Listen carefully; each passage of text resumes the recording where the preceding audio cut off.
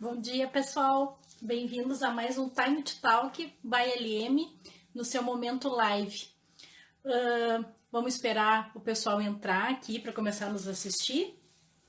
Enquanto isso, fazer umas propagandinhas para vocês, né? Então, todo domingo, às 10 horas, então, a gente faz o nosso Time to Talk nesse momento live, nesse momento quarentena. E depois, aos pouquinhos, a gente vai colocando os nossos vídeos lá no YouTube. Então, a gente tem uma sequência de vídeos, porque a gente também está disponibilizando o nosso canal, nesse momento quarentena, aos empreendedores. Então, se você tem uma história legal para nos contar, é empreendedor, quer palestrar, fazer um mini curso de até 10 minutos, é só enviar o seu vídeo para Laranja Maranguelo, Peritos Consultores, entra lá no nosso site, lá está o meu e-mail, que a gente sabe que vai ser um vídeo caseiro, então a gente vai arrumar um pouquinho esse vídeo e colocar no nosso canal no YouTube. Também quero falar para vocês que a gente já conta com 4 cursos em AD hospedados no nosso site, bem baratinho, todos custam apenas R$200. E a grande novidade da LM é que a gente já está contando com 2 cursos online. Então, já que a gente não pode, né, ter os nossos alunos de uma forma presencial, a gente vai ter cursos super interativos, pois os 2 professores, né, um vai ser eu no Preventivo Trabalhista Foca RH e outra Laura Glier, que vai falar sobre comunicação desse novo normal. Todos eles super interativos. A gente vai estar lá à disposição de vocês para responder as perguntas, então, como se a gente estivesse pertinho. Então, é bem bacana a gente estar postando nesse novo formato de cursos a LM também. Espero que vocês gostem e nos prestigiem. E por realmente, né, ser online, não ser presencial, a gente não tem aqueles gastos, né, do presencial, os cursos estão super acessíveis, pessoal, com um conteúdo bem bacana para vocês. Certo? Bom, e para a última, né, a última propagandinha, né, que também faz parte, né, a gente está com um plano emergencial para as empresas, muito bacana, a gente reuniu a parte contábil, a parte jurídica e a parte de comunicação e marketing, então a gente oferece para essas empresas, para as pequenas e médias, toda essa repaginação de como ela pode superar essa crise. Então, às vezes, até ela pode estar até achando, nossa, estamos com pouco fluxo de caixa, o que a gente vai fazer? Então, são ideias que a gente vai dar, que de repente a empresa está nesse momento tão difícil de não conseguir vender ou muito preocupada. São pequenos detalhes que a gente pode acertar, né? E ficar tudo ok. Bom, antes da gente chamar nosso convidado, deixa eu mandar uns beijos aqui, tá? Nossa, Paulo Cordeiro, querido, meu amigo, meu cliente, ele sempre diz que às 10 da manhã é madrugada, então eu tenho que reforçar isso e agradecer pelo meu amigo que está me assistindo. Omar Reni, Silvia Wolff, minha cliente também querida, Cristiano Borges, amigão também da LM, parceiro nos cursos, Luciane Genuíno, minha colega perita, Andréia Campos, minha cliente, amigona também. Pessoal, que bacana. Então tá, então vamos chamar o nosso convidado. Antes de eu pedir aqui para ele entrar, deixa eu apresentar ele, né? Então, o Time to Talk de hoje é bem diferente, pessoal. Assim, ó, eu tô super curiosa, muito curiosa mesmo. E acho que vai ser assim, ó,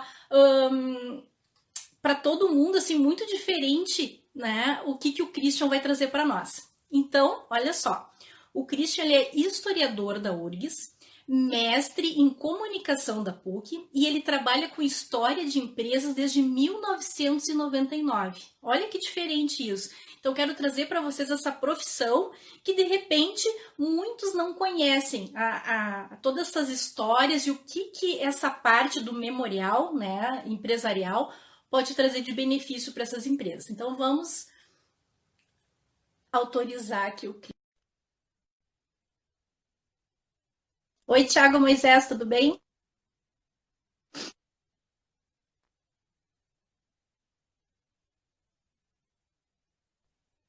Oi, Christian, tudo bem? Oi, Cláudio, tudo bem? Me ouve bem? Tô te ouvindo bem, tá me ouvindo bem? Sim. Olha,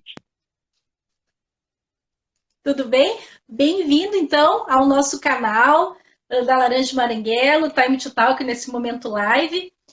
Tu só tá, assim, com a imagem um pouquinho turvazinha. Agora, Ah, beleza, ficou ótimo. que bom. Coisa boa. Uhum. Às vezes fica um pouco turvo, assim, tá, agora já ficou legal. A gente vai indo, então. Então tá, bem-vindos ao nosso canal, então, Christian. Vamos ver agora com o celular. Ó, agora tá certinho. Com o celular tá ok. No celular, então deve ser isso mesmo, é a tua internet que de repente tá ruim. Então tá, Vamos vamos ver lá, o celular. então. Agora ficou um pouco turvo de novo. Ai, bom, vamos seguindo, ele vai ficando turvo, vai ficando bom.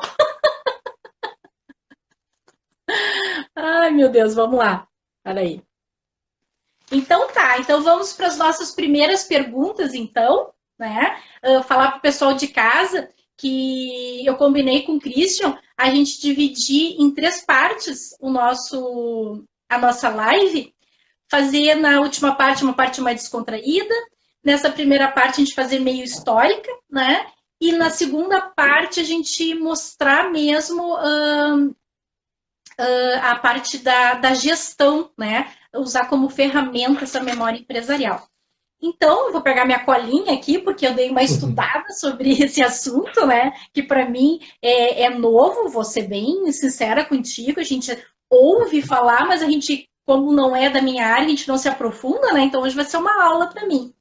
Então, eu queria que tu falasse um pouquinho para nós, Christian, o que é essa memória empresarial, né? Onde foi o seu nascedouro? Um pouquinho assim, fazendo um comparativo Brasil e mundo, né? Queria que tu desse um Uhum, painel assim, para nós nesse tá, sentido. tá. A memória empresarial, ela já começa um pouco complicada já na definição do termo, né, Cláudio? Porque assim, vai da onde eu falo. Por exemplo, para mim, que sou um cara da história, seria o termo mais adequado seria história empresarial. Depois eu vou falar o porquê dessas diferenças, né? A história empresarial, ela é uma parte da história também utilizada pelo pessoal da administração. O pessoal da administração ele vê a macroeconomia, né, a história macroeconômica, depois ele vai descendo a outros níveis. A história empresarial, depois a história de gestão, então tem toda essa divisão assim. A memória empresarial ela é mais utilizada pelo pessoal da comunicação, que é onde ela está localizada historicamente também no Brasil. Depois tem mais outros 2 termos, que é a memória organizacional, que aí é o pessoal que trata mais a questão de RH, de como os setores dentro da empresa se comunicam, né? Mais nesse sentido. E depois a gente tem memória institucional, que seria o termo mais genérico possível. Então, sempre que vocês utilizarem, vocês verem história empresarial, memória organizacional ou memória institucional, basicamente é a mesma coisa. O que vai determinar a fala é quem é que está falando sobre o quê. Então, utilizando o termo já consagrado, memória empresarial, tem uma definição muito boa que é da Karen Worksman, que é do Museu da Pessoa, uma consultoria de história, que ela define o seguinte: é o uso que uma empresa faz de sua história para adicionar valor à sua atividade. Né? Então, a memória empresarial ela só existe quando a empresa usa ela. E para usar para comunicação, para gestão, para outros fins, ela tem que passar por um processo antes de resgate dessa memória. Né? Para o pessoal da história, a memória é uma parte que a gente consulta para fazer a história. Então a história é feita de fontes, né? E a memória é uma das fontes possíveis. Tem a fonte fotográfica, a fonte documental, a fonte de vídeos, mais recentemente, de uns 30 anos para cá, a fonte eletrônica, a fonte de internet. Então todas essas fontes formam a história. No mundo, ela começou faz pouco tempo, ela faz 100 anos que ela começou, basicamente, 110 anos. Ela é muito recente. Para a história é pouco, né? É ontem, isso, dos 100 anos para a história é um tempo muito pequeno. Começou na Alemanha, através da Krupp, em 1905, e logo em seguida a Siemens, em 1907. E aí a gente tem que buscar um pouquinho antes dessas empresas se estruturarem. Porque assim, Cláudia, a Europa ela foi o centro da Revolução Industrial. Então, quando as pessoas passaram de fazer os seus tecidos, suas coisas pela manufatura, e passaram a ser feitos por máquinas, estas máquinas começaram a ter segredos industriais. E aí foi que as empresas começaram a se dar conta, olha, a minha máquina faz um processo, um produto que nenhuma outra faz, eu preciso guardar esse segredo comigo. Começou assim, pela guarda de segredos de produção, né? Lá, em seguida, na Europa. Nos Estados Unidos, ela já começou um pouco mais tarde, em 1920, com outra questão, a questão da gestão. Nos Estados Unidos ele é muito pragmático, muito prático, muito objetivo. Qual é o foco da história da memória empresarial lá? A foco da história empresarial lá é a comparação entre empresas e os capitalistas. Por que a empresa X, Y, Z do mesmo setor teve resultado A, B ou C? Né? É essa comparação fundamental e a diferença entre a história, entre a memória empresarial na Europa e nos Estados Unidos. Trouxe aqui um livrinho que é bem fácil de se encontrar em qualquer livraria, que ilustra isso, que é esse aqui, ó, Os Magnatas, da LPM, esses pocketbooks, só que ele é um pouco grosso, assim, mas é um livro muito bom, de fácil assimilação, e ele compara as 4 trajetórias do Andrew Carnegie, do Rockefeller, do Jay Gould e do JP Morgan. Então, o pessoal dos bancos, né, e o pessoal da infraestrutura. Ele compara essas trajetórias e vê como é que eles se interrelacionaram na mesma época, eles são contemporâneos, e como é que eles se comportaram verticalmente dentro do seu setor. Então, existem essas duas correntes básicas. A da Europa, com a questão da preservação da documentação, e a dos Estados Unidos na comparação das práticas das empresas. Esse é o grande panorama que foi migrando ao longo do tempo para o resto do mundo. Uhum. E quando é que no Brasil começou também essa parte ser observada com relevância?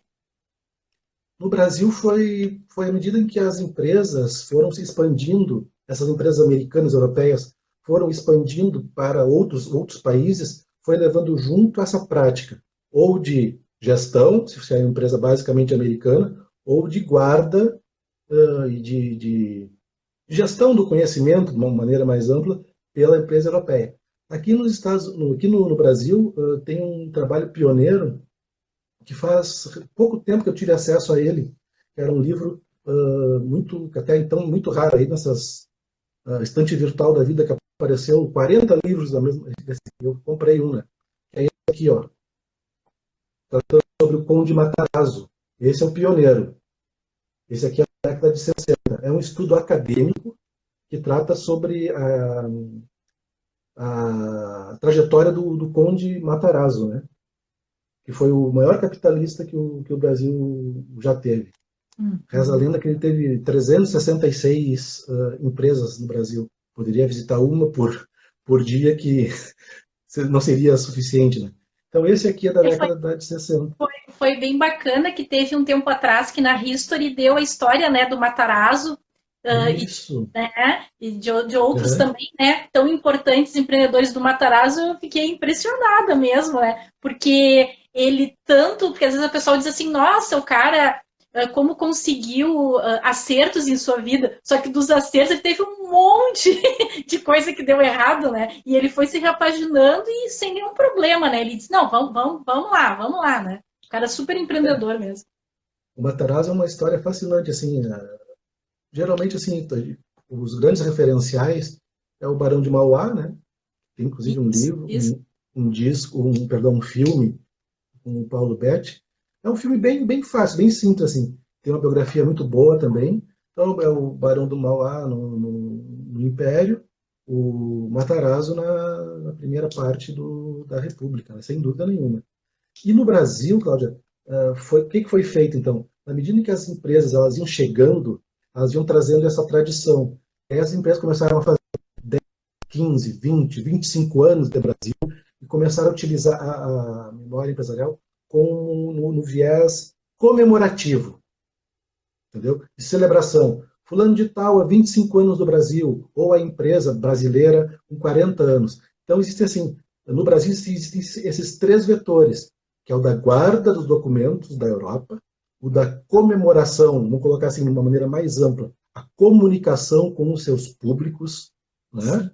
Uhum. E na terceira parte agora, a gestão americana. Então, no Brasil convivem essas três maneiras de uso da memória empresarial, como a Karen falou ali no começo, que eu li para vocês. Uhum. Bem legal. Vamos para a minha próxima, assim, então. Bom, tu já falasse ali quando começou a realizar os projetos. Eu queria saber contigo, assim, essa parte da memória empresarial, ele é a profissão de tu ser historiador ou tu ser da parte mesmo do jornalismo, da comunicação, ou não são excludentes? Não, assim, não são excludentes, né? Mas geralmente as pessoas que lideram esses projetos de memória empresarial não são historiadores. Não são historiadores. Peguei aqui umas informações que foram coletadas na dissertação ou na tese desse autor aqui. Aqui está o resumo da tese dele, que é o Paulo Nassar, da Berge, todo mundo conhece ele.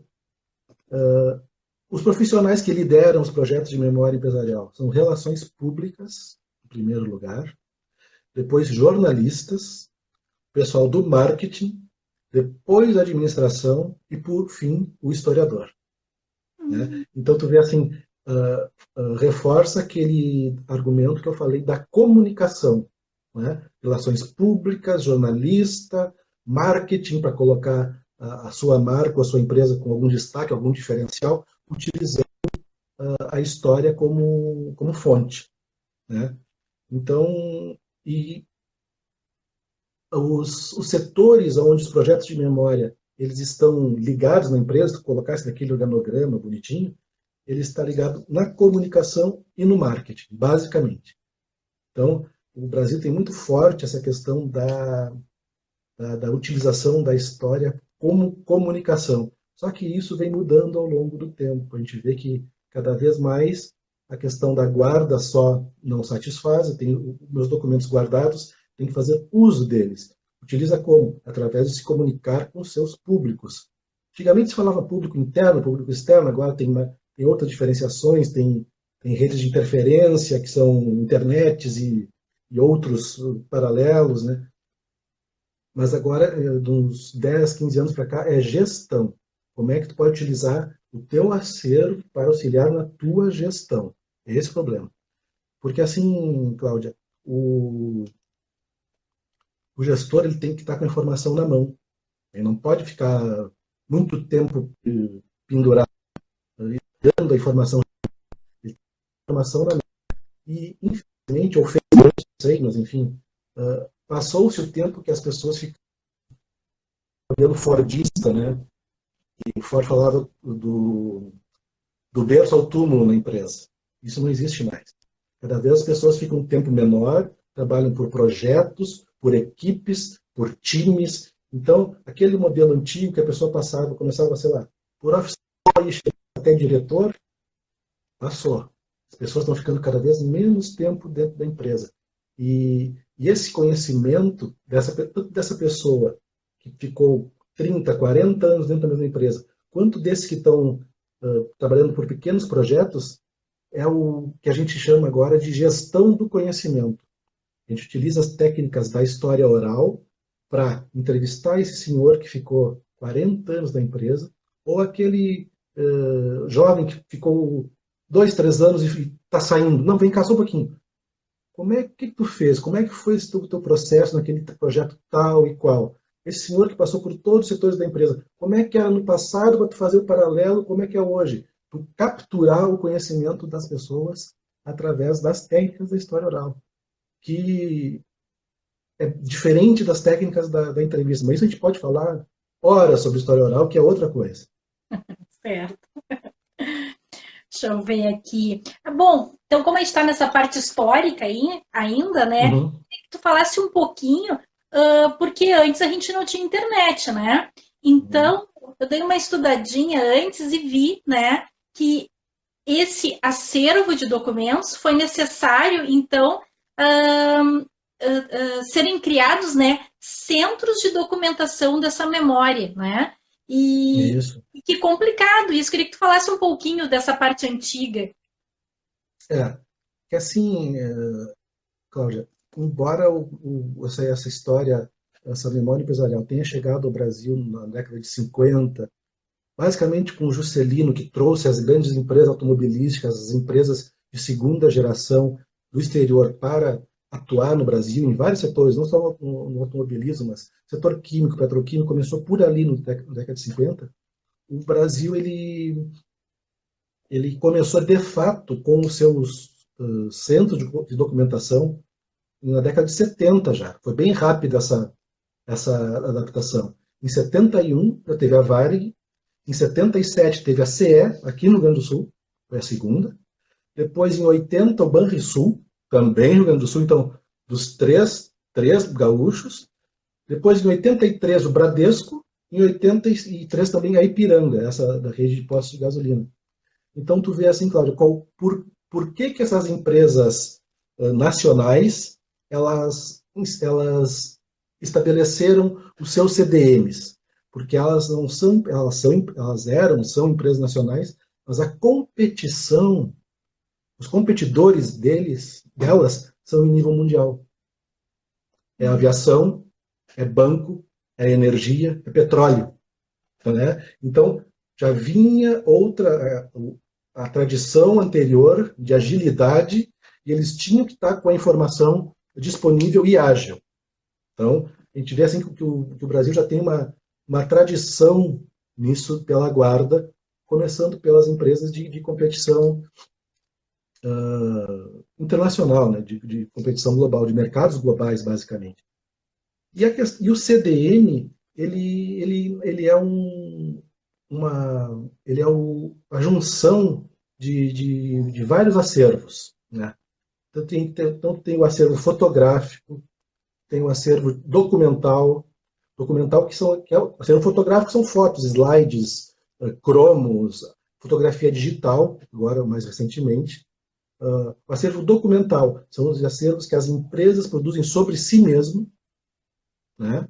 O meu relatório anual é um acervo documental, né? Minhas questões, minhas publicações jurídicas que saem no jornal é acervo documental, né? Depois a gente pode falar um pouco mais sobre essas questões legais, né? Tem o acervo de cultura material, o que a empresa produz de físico. Então, embalagens, rótulos, né? Marcas ao longo do tempo, né? Tem o acervo textual, que é o que os outros falaram sobre a minha empresa. O que saiu na revista sobre a minha empresa, o que saiu sobre a minha empresa em livros, né? Em publicações, em jornais, o que saiu. E tu tem o material de referência, que é o que o setor fala sobre a minha empresa. Então, eu tenho uma empresa que é, por exemplo, de petróleo. O que o setor do petróleo está falando sobre mim? Né? Então, são esses grandes seis acervos que compõem um CDM.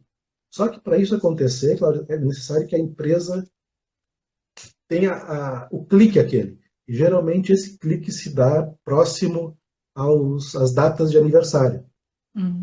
Então, como precisa um motor para que a empresa se dê conta que, olha, é necessário fazer um livro sobre 60 anos da empresa X. E aí tu começa a levantar todo esse acervo para a produção de um produto de comunicação. Então, geralmente, no Brasil, digo isso, no Brasil, os CDMs são consequência de uma ação de comunicação comemorativa. Entendeu? Entendi. Ah, que bacana isso aí. E me diz uma coisa, minha curiosidade agora, tu comentasse sobre os funcionários antigos, né? Que isso está cada vez agora difícil, né? Mas vamos falar do passado. Esses funcionários antigos que faziam, né, e fazem parte da história dessa empresa, eles têm diversas histórias para contar, né? De repente até fatos pitorescos. Isso entra nesse acervo também? Sim, todo bom produto de história empresarial e todo bom CDM, ele começa pela história. Se tu começa um CDM, resgate histórico, pode ser que venha dar certo, mas tu quer aumentar a chance de dar certo, tu tem que começar pelo depoimento da pessoa. Podemos ir ou segue ruim?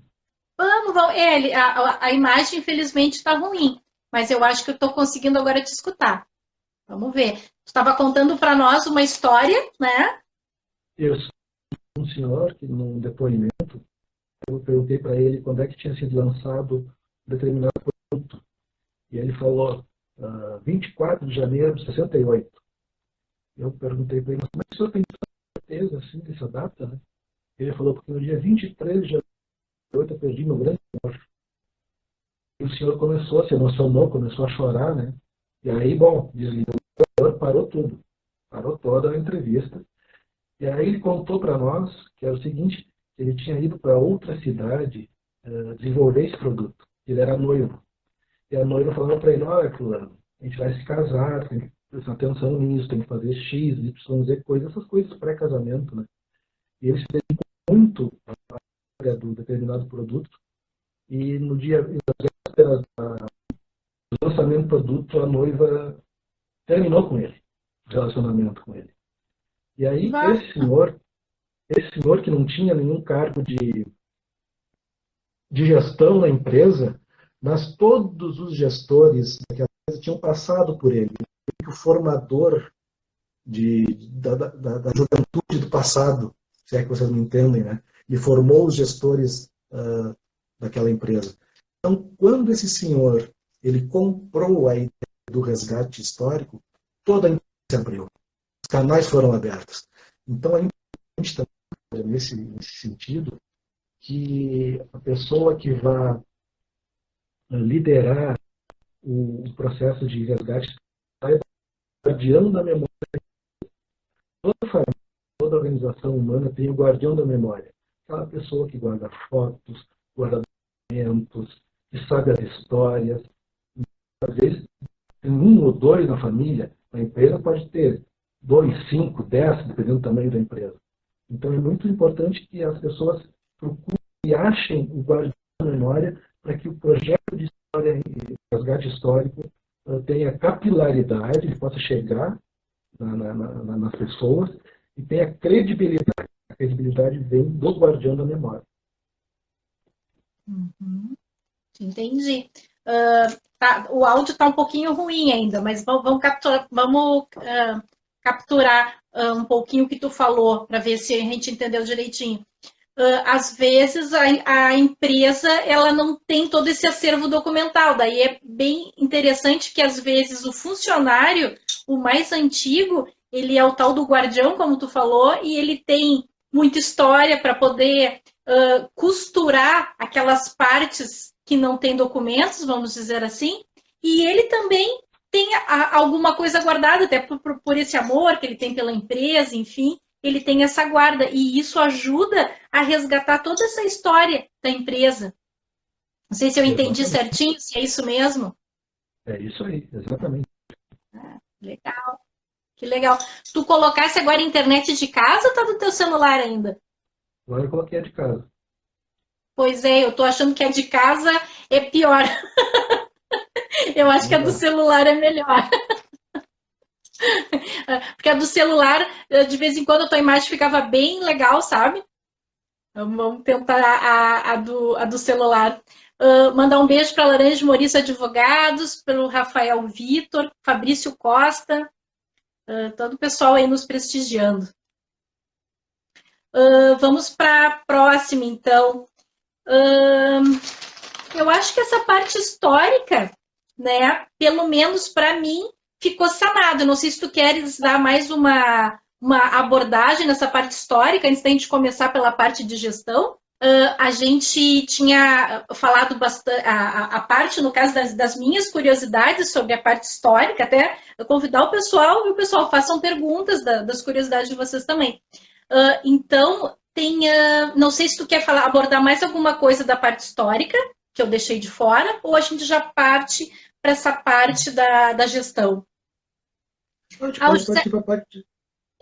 O José Maranguelo está colocando assim, lá no Banrisul, um colega tirava muitas fotos lá pelos... perto dos 1980, e hoje é tudo que temos sobre a informática daquela época. É verdade, né? Isso, às vezes a pessoa que está envolvida no projeto, ela registra por vontade própria.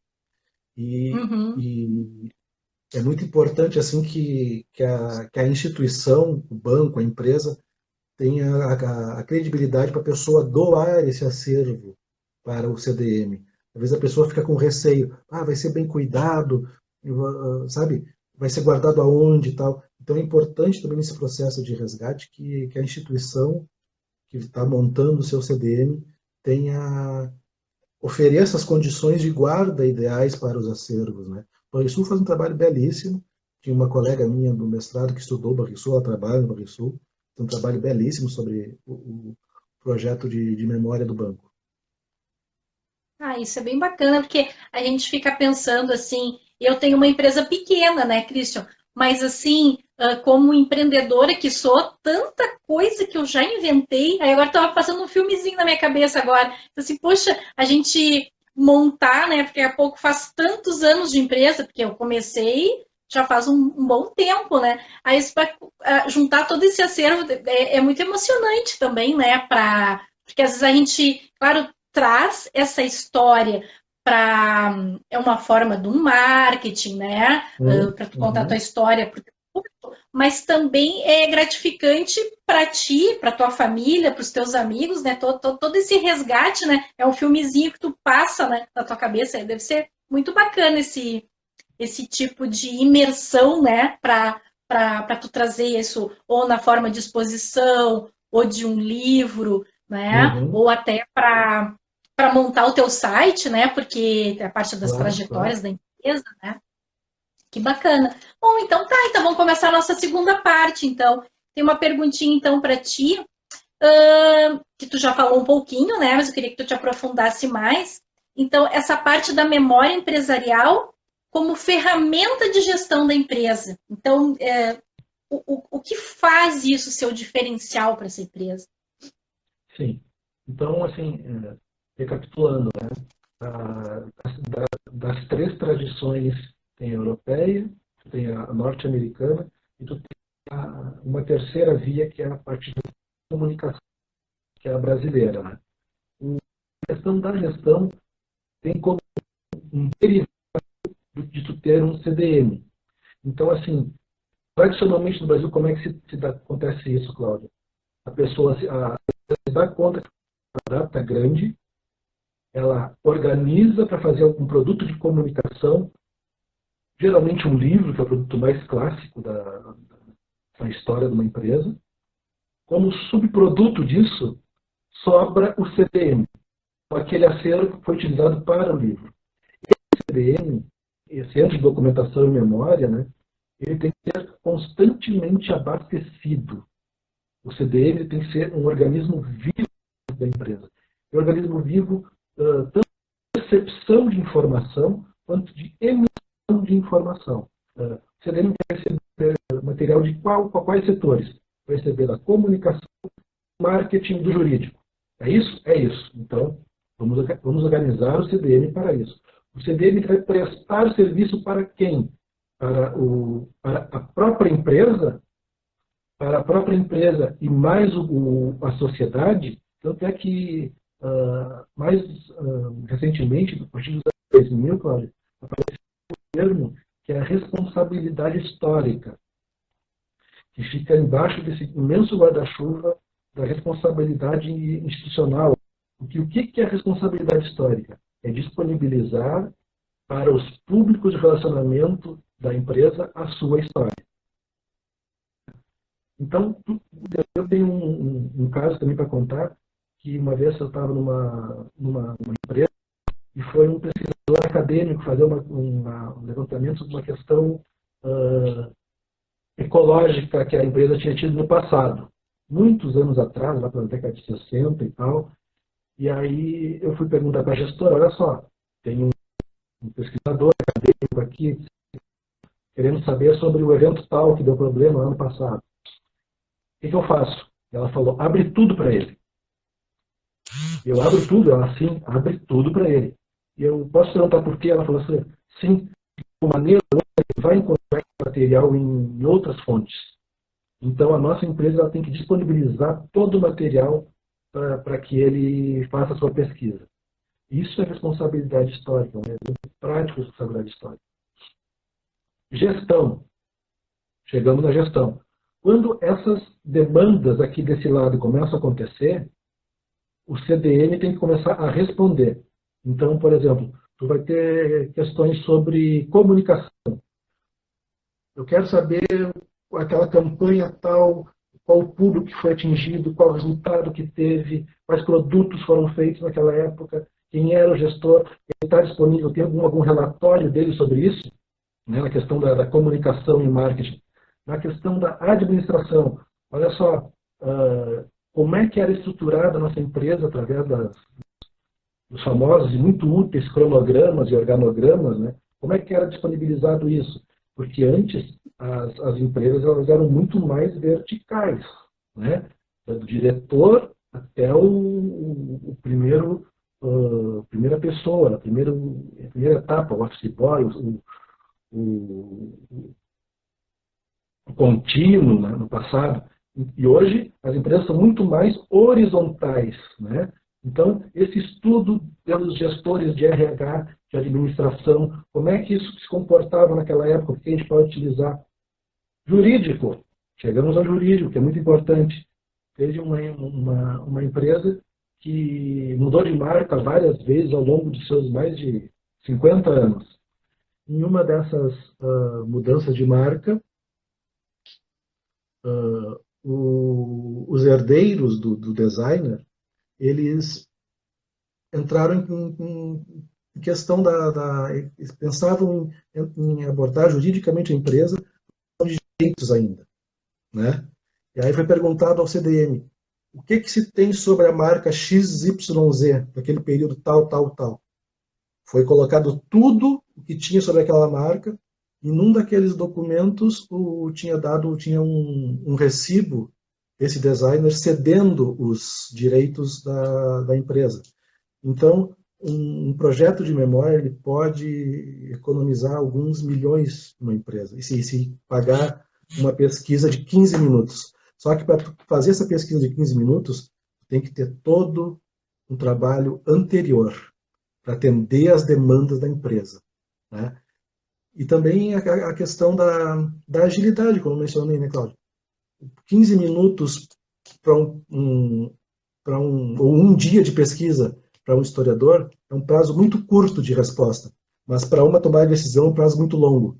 Então, equilibrar esses dois prazos dentro da empresa é que é o segredo da utilização como ferramenta de gestão. Uhum. E uma curiosidade, assim, o que acontece, né? Para as empresas que são grandes, né? Esse resgate de toda essa memória empresarial, claro, que é um trabalho mais longo, talvez até um pouco cansativo para conseguir trazer todo esse acervo. Vamos que ela não efetuasse esse trabalho, né? Como tu falou, nesse trabalho de formiguinha. Mas para essa empresa grande é mais fácil, depois de tudo isso que ela tiver na mão, ela efetuar uma exposição, um livro, revistas, né? Toda essa exposição na mídia. Mas quando tu é um pequeno e um médio, vamos dizer assim, tu tem o teu público, tu faz um certo sucesso, mas tu não é conhecido assim nacionalmente, Uhum. internacionalmente muito menos. Então, qual seria a importância dessa gestão da memória empresarial para esse pequeno e para esse médio? Como que ele poderia usar isso na mídia, ou, né, ou seja, o seu Uhum. marketing? O que seria importante para ele fazer esse acervo? Assim, eu percebo que a memória empresarial ela é útil para as empresas de qualquer tamanho. Claro que as maiores vão ter concorrentes maiores, né, que vão estar utilizando as mesmas ferramentas. As médias e as pequenas vão ter os mesmos concorrentes nos seus setores e nos seus tamanhos e alcances. Historicamente, esse resgate começou a ter mais ênfase depois do governo Collor e FHC, quando começou a entrar mais concorrência em todos os setores possíveis de competição. Desde do lápis até a petroquímica, entrou concorrente de tudo. Né?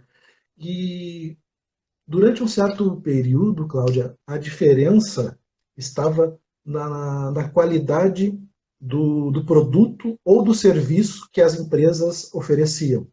Né? Eu vou comprar o papel X porque ele realmente é melhor por causa disso e daquilo.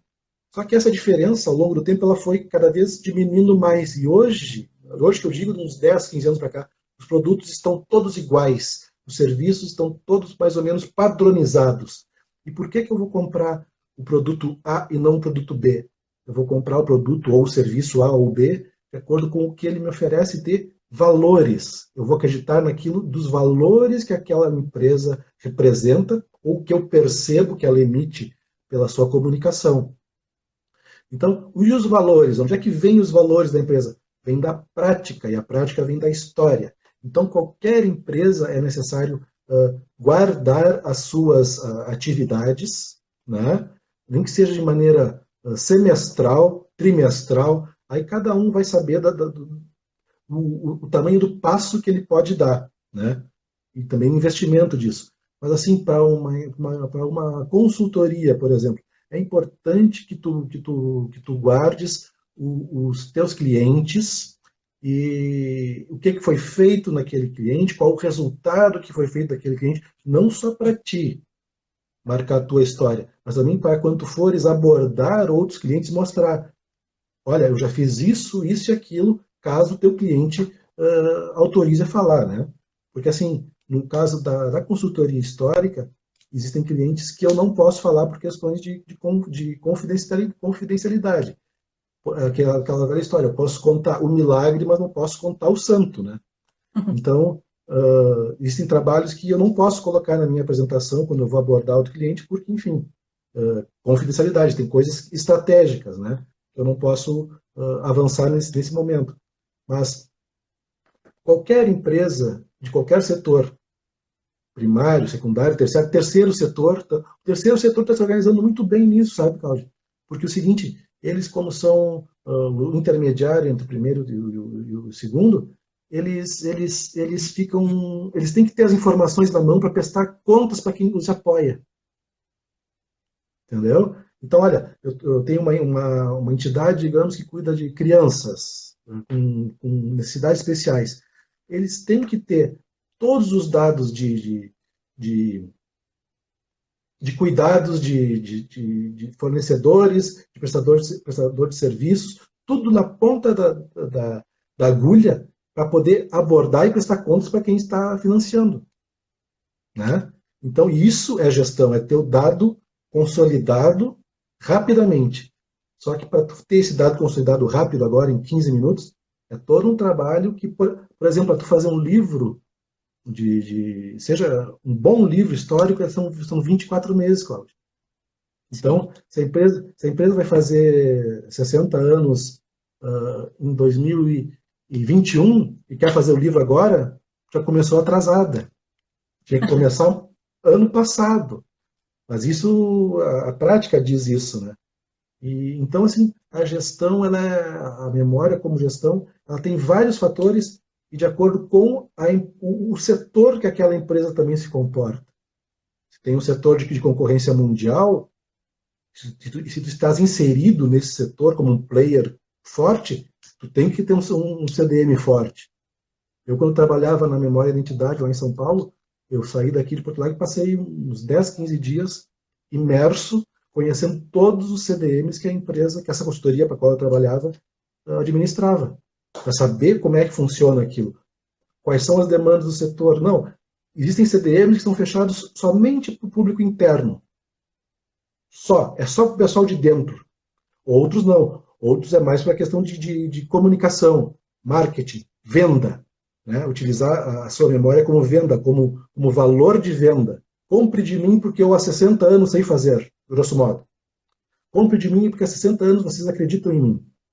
E outras não. Olha, vamos fechar aqui e vamos utilizar o CDM como uma gestão interna, mais horizontal, onde as informações corram horizontais agora, por produtos, por processos. Então depende muito da empresa, mas tem que ter uma ferramenta, mais do que nunca, como se fosse, sei lá, um computador, um RH, é necessário, é necessário.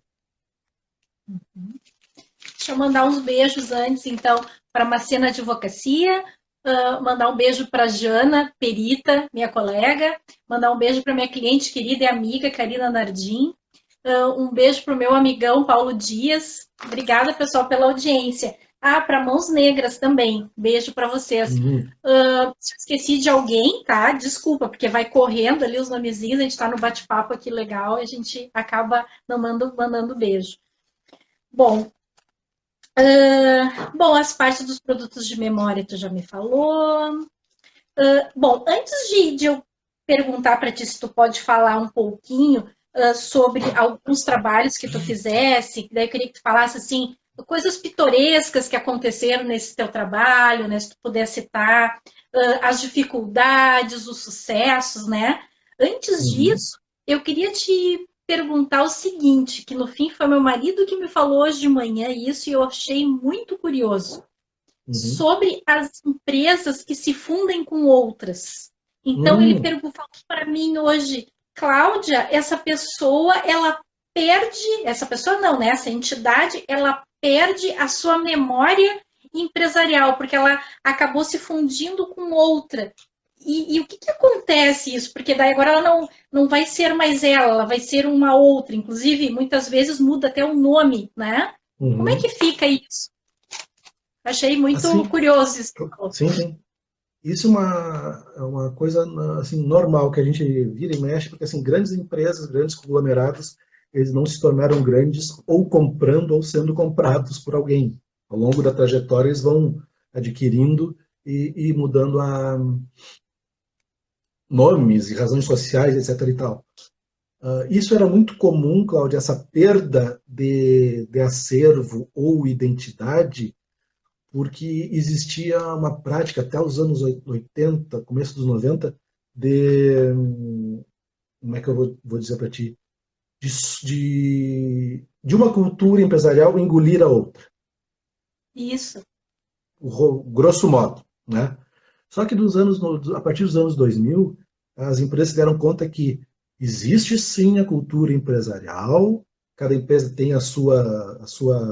seu modus de operar, o modo com que ela se vende para a sociedade, como ela é percebida pela sociedade, porém a cultura empresarial ela está entre duas outras culturas.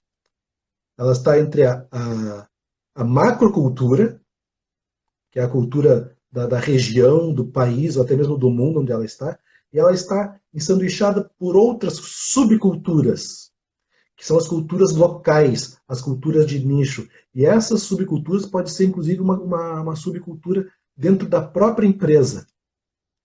Por exemplo, se uma empresa ela vamos dizer assim, uma empresa de tecelagem, tá?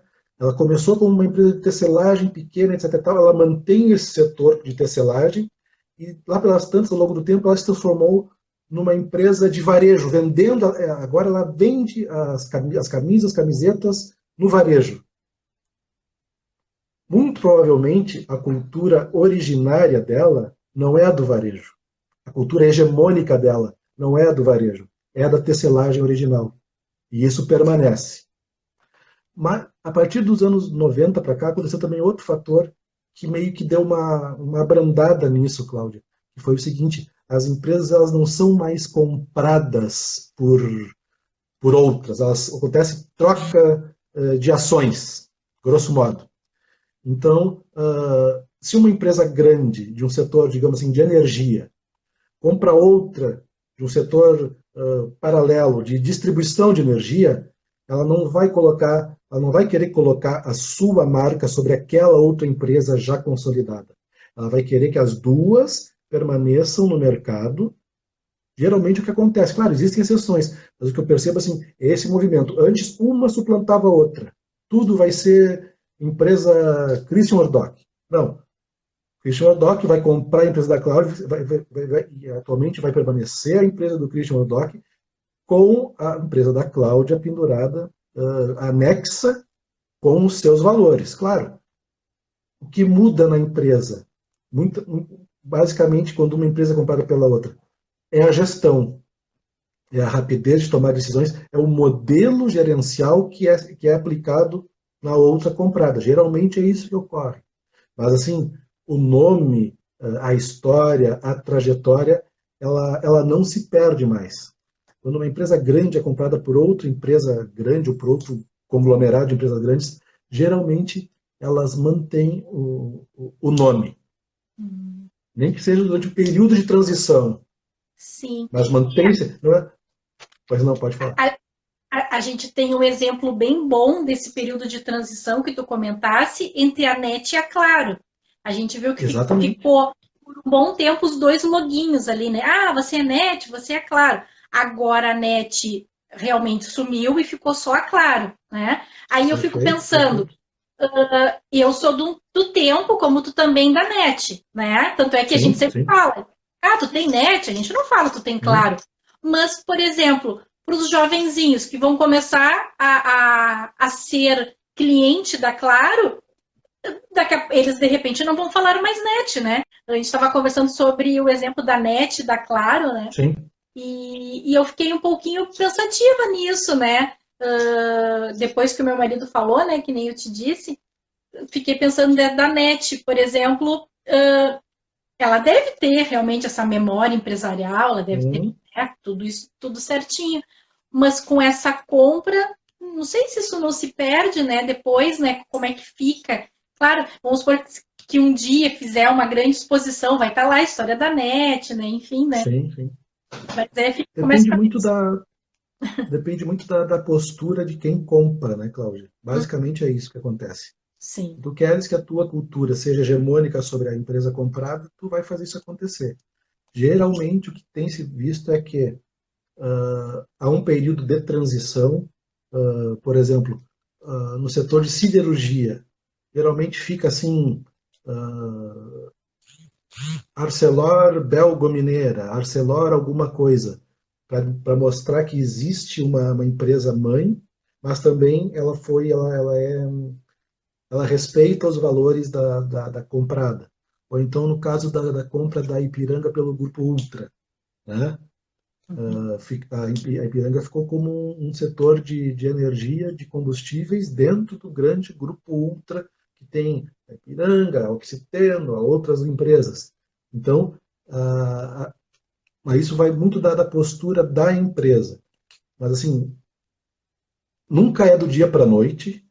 Se a empresa ela quer mudar a sua marca, etc. e tal, tem um período de transição. Aconteceu isso quando a Ipiranga comprou os postos da Atlantic, por exemplo, na década de 90. Ficou muito tempo Ipiranga, Atlantic, fulano de, né? Ficou um período bom para que as pessoas fossem se acostumando com isso. Mas assim, cada vez menos eu percebo que a outra marca ela é varrida.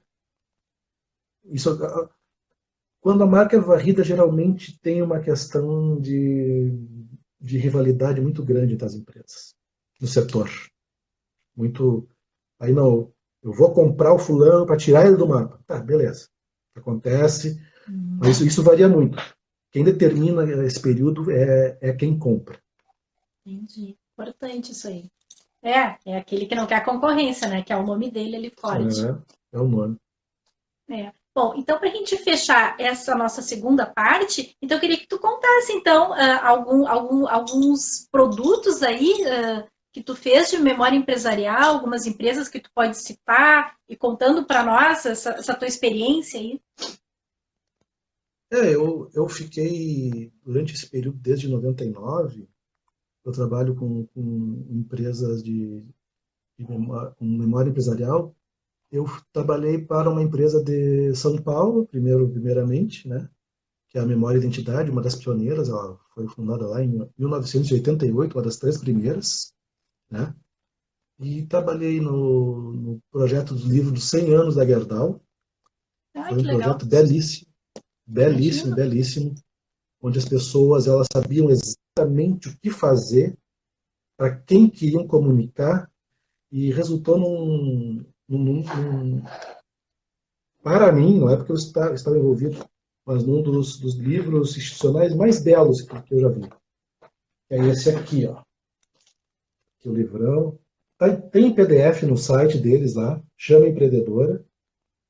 Um livro coffee table com sobrecapa, belíssimo, assim, um livro de arte. Obviamente é um trabalho de fôlego, deu realmente muito trabalho, mas foi um trabalho muito prazeroso. Foi lá no ano de 2001. Então, tu vê que eu já comecei nisso aí lá em cima, né? Tendo que me virar bonito, assim. E aproveitando que eu estou falando da Gerdau, existia na época lá uma questão que não estava bem resolvida dentro do grupo, que era assim, em algumas cronologias aparecia que a Gerdau tinha sido fundada em 1907. E aí eu, por ser historiador e ter conhecido a história de Porto Alegre, eu falei, bah, não foi 1907. Sabe quando tu tem o ticket, o tino, assim, bah, isso aí tá errado, não é 1907, porque 1907 era outra parada, já não é por aí. E aí, em outras cronologias da própria interno deles, te aparecia em 1901. E eu, como é que eu vou saber isso aí, né, cara? Bom, vamos para a junta comercial, né? Vamos pesquisar na junta comercial, deve ter algum registro disso lá.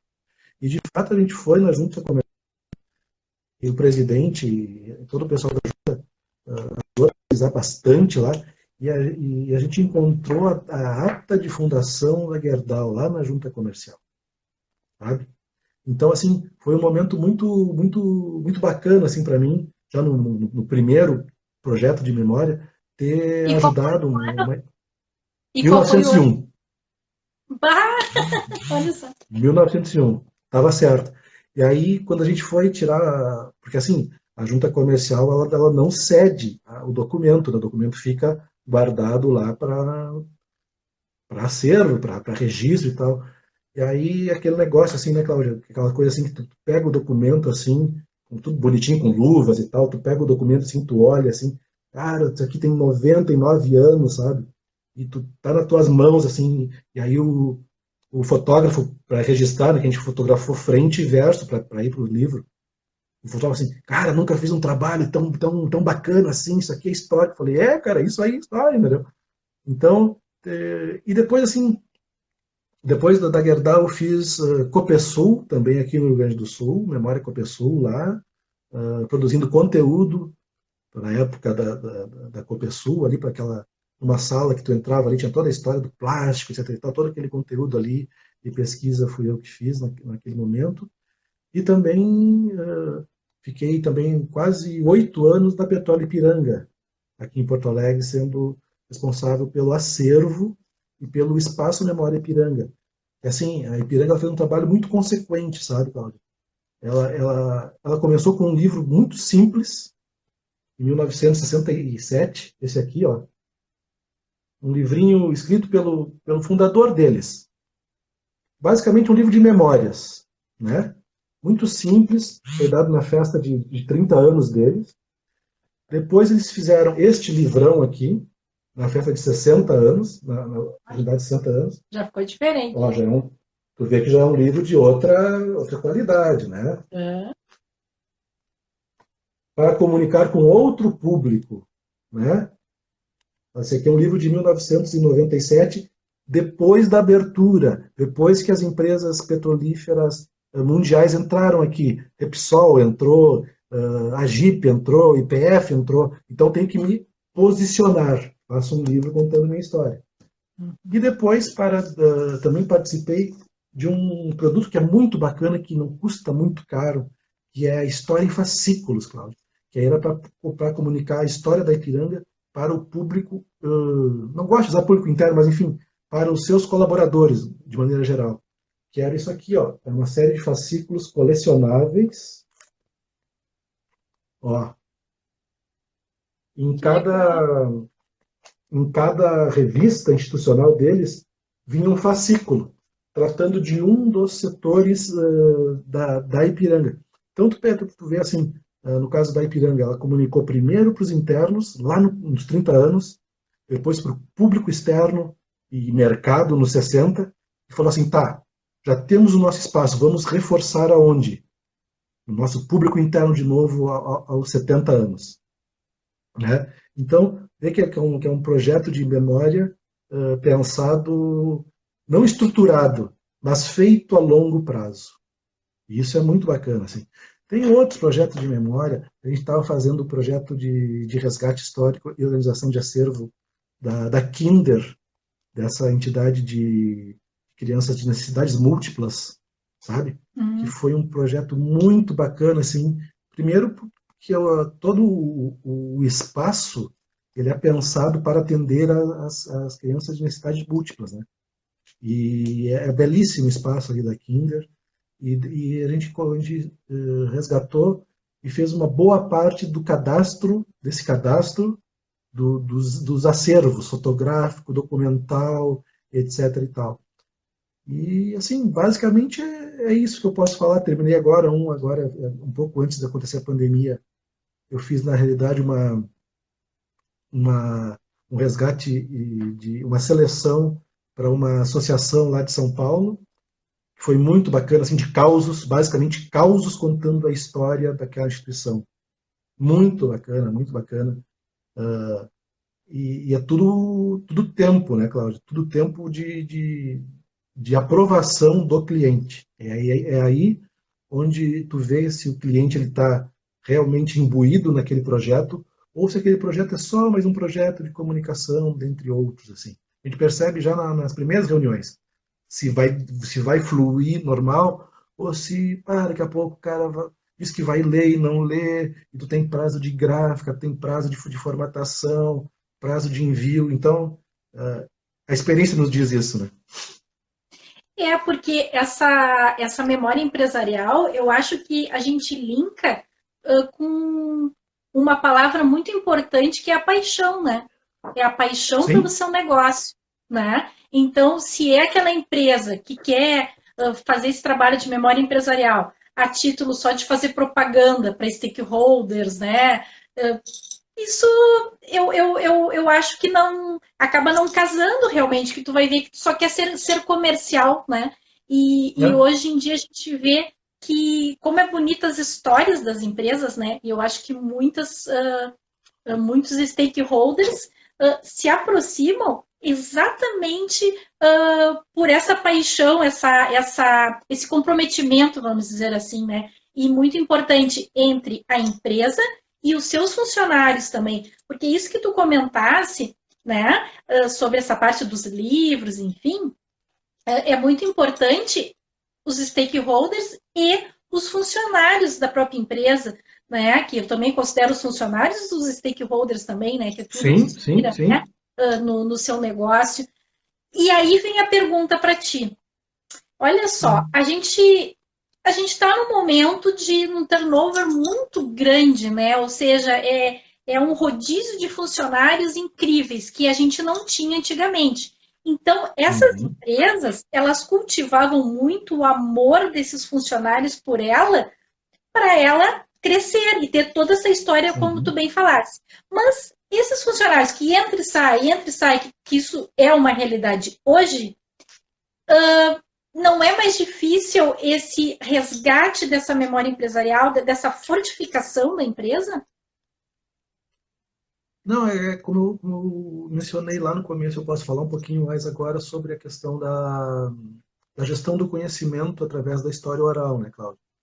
Então, assim, Uhum. esses senhores que estão se aposentando agora, começaram nos anos 80, eles têm muito a ensinar sobre a empresa em dois sentidos. Vamos falar dos antigos primeiro. Os antigos, eles começaram office boys, são diretores, gerentes hoje, passaram por vários setores ao longo da empresa. Ou, por outro lado, que às vezes é muito mais rico, aquela pessoa, ela tá ali no mesmo posto há 20 anos. Ele viu tudo passar ao redor e como aquilo influenciou no seu trabalho. Ele viu o mercado se movimentar, ele viu a empresa passar por crises, ter momentos bons e ruins, né? Então, às vezes, a pessoa que está ali, digamos assim, que aos olhos de quem está de fora, ela está estagnada ali, 20 anos na mesma empresa, ela é um dos melhores fontes para esse resgate, né? Porque aquele outro que ao longo de 20 anos ele passou por vários outros e ficou pouco em cada lugar. É. Bom, isso eu falei dos antigos. Dos mais novos, os mais novos é o seguinte, Cláudio, vai da empresa em saber utilizar a sua história para ela se vender para o funcionário. Quando a pessoa está participando de um processo de seleção, um trainee, ou até mesmo pela contratação de uma empresa terceirizada que vai prestar um serviço durante determinado momento, apresentar a empresa para aquele colaborador próprio ou terceiro. Olha, nossa empresa é X, Y, Z, no mercado estamos assim, assim, assado. Né? Um breve folder histórico que algumas empresas fazem quando, além de entregar o crachá, apresentar a mesa, coloca já um folder apresentando a empresa.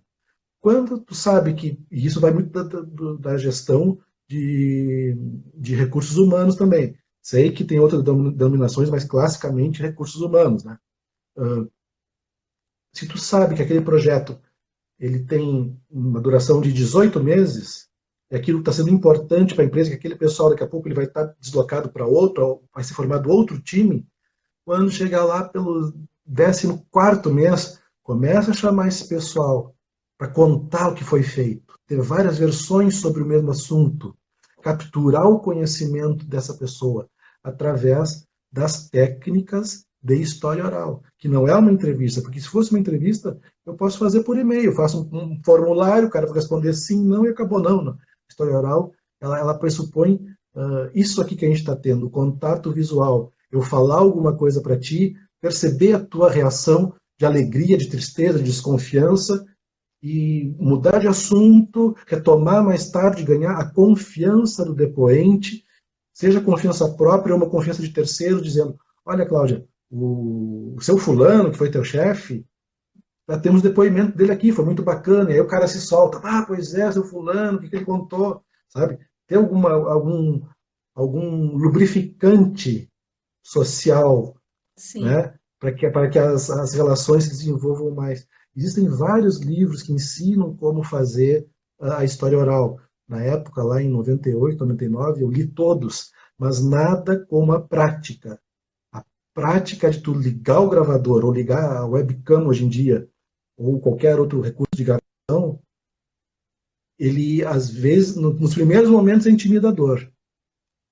Para quem está perguntando, eu quero colher o depoimento. Lá no começo é intimidador para mim. Mas ele tem que ser intimidador ou constrangedor ou gerar um certo medo, não em mim. Quem tem esse direito de ficar incomodado é o depoente. E cabe a mim, como entrevistador, como historiador, deixar o depoente o mais à vontade possível para que eu consiga capturar o conhecimento dele ao longo de durante o período de vários anos, ou num período curto. E isso as empresas estão se dando conta. Algumas empresas já têm historiadores em seus quadros funcionais, tratando disso. Não somente disso, mas também sobre isso. Né? Legal. Bom, a gente vai então começar a nossa terceira parte e última. Nossa, que a gente tem um monte de coisa para falar. Eu queria ficar 5 horas contigo, de tão bom, mas a gente não pode. Né? Deixa eu só mandar um beijo para a Cacá Ceruti, querida, para Paula Advocacia e para Anne. Bom, então, por fim, agora chegou o nosso momento descontraído. Eu queria que tu conversasse um pouquinho para nós como é que tu chegou a ser historiador, porque parece que tu tem um link divertido com quadrinhos. Queria que tu contasse um pouquinho para nós sobre isso. Sim, sim. E curiosamente, olha só, eu peguei uma caneca aqui da Turma da Mônica hoje que mostra a trajetória dela ao longo do tempo. Olha só. Desde a mais antiga até a nova. Então Verdade. tu vês Que legal. um posicionamento estratégico num objeto de consumo, uma caneca, entendeu? Contando a sua, mostrando a sua história. Mas a minha história como é que eu cheguei na história foi através deste gibi aqui, Cláudio, olha só. A Guerra dos Farrapos. Tá? Ele é do meio dos anos 80, preto e branco. E eu ia para o colégio, aqui na Zona Norte, aqui o Colégio Concorde, na esquina tinha um postinho Ipiranga desse tamanho, assim, ó, só uma casinha, e daqui a pouco, do nada, apareceu um banner gigante, a Guerra dos Farrapos em quadrinhos. Eu, pô, quadrinhos, né? Vamos dar uma olhada nisso aí. Todos os dias ia lá, chegou? Não, não chegou. Chegou? Não, não chegou ainda. Chegou? Guri, quando chegar eu te aviso. Aí o Luiz estava passando e o cara, vem cá que chegou. Aí eu comecei a ler isso aqui, Claudio, e caiu a ficha que essa história que estavam me ensinando no colégio era chatíssima, chatíssima, chatíssima, chatíssima, e que a história ela podia ser contada de maneira diferente, né? Através de quadrinhos e outros tipos. Só que na hora do vestibular, o que eu resolvi fazer? Porque eu gostava muito de história e química. No vestibular eu fiz engenharia química, PUC. E ainda bem, digo ainda bem, sem nenhum problema, que tive um câncer aos 18 anos, que me fez repensar a vida. Tive um câncer e falei, não, pera só um pouquinho, eu não posso ser engenheiro químico e depois, lá quando tiver os meus 50 anos, que é quando eu estou agora, fazer história. Vou fazer desde agora. E aí qual foi a questão? Não, mas aí vem a questão familiar, né? Pô, fazer história, vai morrer de fome, vai ser professor, aquelas coisas normais que as pessoas falam, né? Sim. E aí tinha um amigo meu que tinha passado no meio do ano para Unicinos, e ele tinha pago todo o ano. Aí eu falei, cara, eu vou fazer cursinho aí, depois de ter me operado, me curado, né? E ele, cara, eu tô com o cursinho pago aí, vamos lá ver se não consegue passar pro teu nome. Aí passou pro meu nome e eu passei em história. Então foi aquele clique, através dessa revistinha que lá atrás, feita curiosamente pela Ipiranga, Olha só. que depois, 20 anos depois, eu fui ter contato com a Ipiranga e não tive contato com os originais dessa revista, infelizmente, mas tive contato com o fotolito dessa publicação. E foi muito emocionante para mim, sabe? Porque num acervo, quando chegam caixas também de caixa de fogão, de geladeira, chegam acervos absurdos, assim, e tu vai selecionando o que fica, o que não fica, e vai guardando, né? Aí quando apareceu esse fotolito, eu falei assim, meu Deus do céu, aquela revistinha, sabe? Aí encheu os olhos d'água e aquela coisa toda, né? Foi muito bacana esse momento, assim.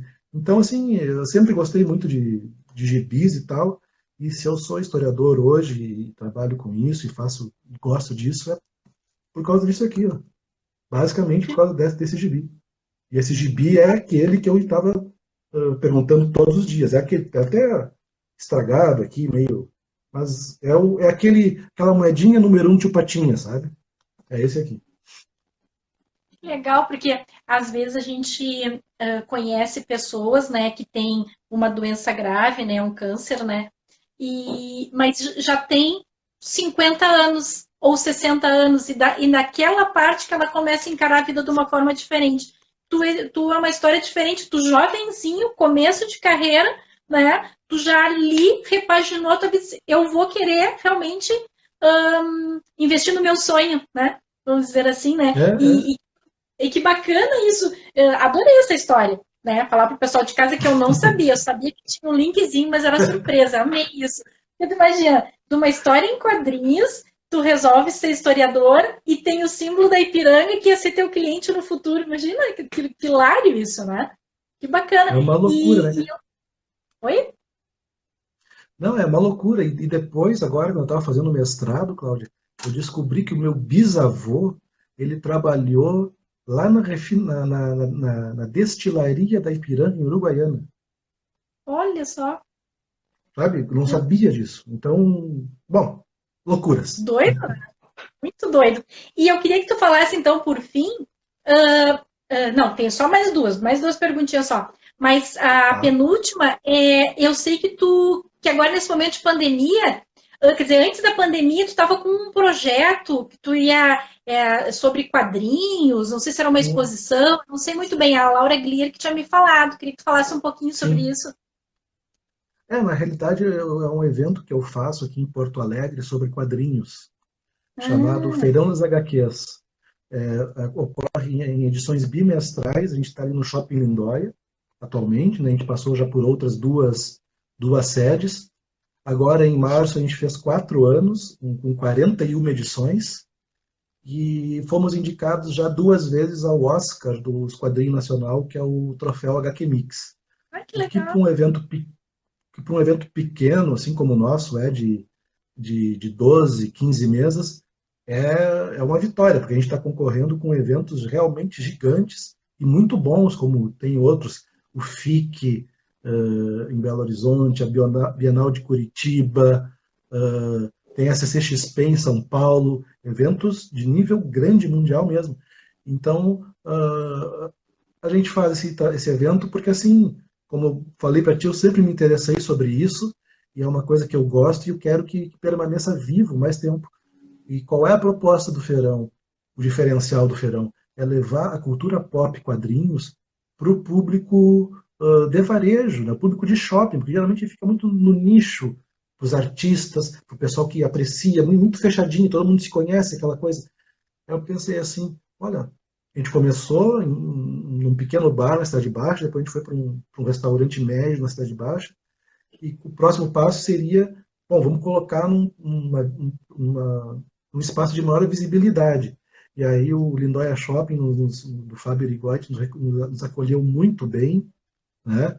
É um espaço maravilhoso, o pessoal lá é sensacional, e a gente leva a arte para o público de shopping, que tem tido experiências maravilhosas nesse sentido. É fomentar aquilo que a gente gosta, né? Senão a cena acaba. É isso aí E o Ferão. tu conseguiu fazer em 2020 ou não? Em 2020 eu fiz a edição de aniversário em março. Conseguiu fazer. Uhum. Em março, a edição de 4 anos. Depois parou, né? Mas eu percebi também, Cláudia, que é o seguinte, os artistas, eles seguiam produzindo na quarentena. Até por uma questão de higiene mental, né? De oxigenar, tirar a realidade da nossa frente, né? E o que eu comecei a fazer de uns 40 dias para cá? Eu comecei a convidar esse pessoal para fazer lives. Olha, o que tu tá fazendo, cara? Tá trabalhando em alguma coisa, tá mostrando que tá fazendo algum quadrinho, entra em contato com o fulano, com o Beltrano, e aí eu já fiz, eu acho que 30 entrevistas com o pessoal que já passou pelo Feirão, né? Para dar visibilidade, para que eles sigam vendendo, produzindo, e também por minha causa, Cláudia, porque assim, quando a pessoa organiza um evento, ela não tem tempo de ficar conversando com os participantes. Está preocupada com estrutura, com outras coisas, né? E naquele momento do evento, a pessoa está ali para vender o seu produto, né? Então, eu não estou ali para atrapalhar. Então, está sendo muito bacana, assim, para mim também conhecer mais a fundo os participantes do feirão. E tem dias fixos da tua live? De segunda a sexta, às 22 horas, no canal Feirão dos HQs do Instagram. Ah, legal, legal. A gente É vai bem começar a bacana. assistir. Então é de segunda a sexta, todos os dias. Todos os dias, 22 horas. Bah, 22 horas pode ser um pouco tarde, mas assim, pelo que eu percebi, é o horário que a internet ela fica mais leve, porque tem muitas lives das 18 às 21 horas. é, Então, bom, ou é bem depois e o pessoal já tá meio que dormindo mais tarde mesmo, ou seria às 4 da tarde, que aí não ia ter ninguém para assistir, né? Mas, então, às 22 horas às serão os 22, tá HQs. perfeito. Não, tu vai ter dois que vão te assistir todos os dias. Eu e meu marido. Meu marido é enlouquecido sobre quadrinhos, enlouquecido, adora. Ah, que beleza. Nós vamos começar a te assistir, então, coisa boa. Bom, e por fim, então, para agora a gente fechar, queria que tu falasse um pouquinho no pós-pandemia, né? Como ficaria Uhum. esse mundo cultural? Dos quadrinhos, dos filmes? Qual é a tua opinião? Porque até agora a gente está vendo esses drive-thru, né, que eles estão para fazer agora no Shopping Total, Dia dos Namorados. Vão fazer agora um aqui no Pôr do Sol, né? Então vai Uhum. ter muita modificação aí. Assim, Cláudia, vamos pegar assim os três grandes setores, né? Games, filmes e quadrinhos. Os games vão ser penso eu que vão ser o setor menos atingido de todos. Porque assim, a pessoa joga sozinha em casa, dentro do seu computador, do seu PlayStation, do seu Xbox, com a máquina, ou eles jogam já online há muito tempo nas plataformas que existem por aí. Tem a Steam, a Xbox Live, cada marca tem a sua plataforma de jogos online. Então, penso assim que no pós-pandemia, os games vão nadar de braçada, vai ser o, o meio de entretenimento mais consumido, sabe? Com segurança, que eu digo, né? Sem essa questão do contato físico. Os filmes, acho que já tinham filmes gravados, grandes blockbusters gravados, já tinha Mulher Maravilha para sair, que ia encher salas, 007 estava para sair, que ia encher salas, Top Gun 2 ia sair para encher salas, todos os filmes da Marvel geralmente enchem salas. Então, assim, existe uma produção represada, mas eu penso que as próximas produções elas se darão mais em clima intimista, sabe? Com, dentro de casas, de estúdios, vão ser produções menores. A gente vai ter grandes atores, porque tem que chamar público, né? Dentro de produções menores, dentro de casa, histórias que não necessitam de grandes estruturas para serem gravadas, né? Os quadrinhos é uma coisa complicada. É uma coisa complicada porque assim, o mercado que mais me interessa é o quadrinho independente, que é o que tem mais trazido novidades para mim como consumidor. E o quadrinho independente ele vive muito de eventos. E nesse momento os eventos foram todos cancelados, né? Emerald City em Seattle foi cancelada, que é uma das grandes dos Estados Unidos. A maior do mundo, a San Diego Comic Con, foi cancelada. O FIC no Brasil foi cancelado. E a gente está esperando uma posição da CCXP, que é o maior evento do Brasil, que é para ocorrer em dezembro. A Comic Con RS ela foi postergada agora do meio do ano para setembro. Então, assim, medidas vão ter que ser tomadas, não adianta, de afastamento de mesa, de lotação controlada, de asseio também. Vai ser um novo mundo a ser consumido, né? Mas, assim, os quadrinhos também têm uma alternativa pelo consumo digital, assim como os filmes e games. Vai crescer muito o streaming de filmes, Amazon, Netflix e outras. E nos quadrinhos eu acho que vai ter muita migração para o digital também, não só de independentes como das grandes marcas. O consumo, eu acho que assim, a migração é para o digital e os eventos físicos com o maior cuidado possível até se descobrir alguma vacina, algum efeito profilático. Eu vejo assim esse panorama assim, da cultura pop. Legal. Então tá, infelizmente, né? Vamos ter que terminar a live, porque daqui a pouco vão nos derrubar de novo. Então tá, Christian. Quero te dizer muito obrigado novamente, tá? Por tu ter aceitado no domingo às 10 horas fazer essa live com a gente. Foi muito instrutivo, foi uma aula para nós. Olha, amei, eu tenho certeza que o meu público adorou também, o teu também, né? Vai adorar.